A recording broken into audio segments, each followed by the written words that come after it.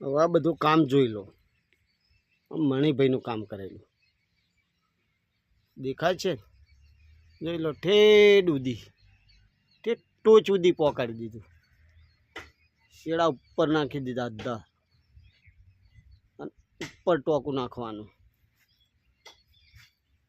હવે જોઈ લો ફિટિંગ, ખાલી જો ફિટિંગ, જો ફિટિંગ, કોઈ ખામી ના બીજું.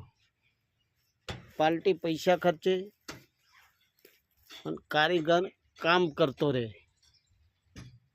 દેખાય ઓળંબાબ જોરદાર બનાવ્યું.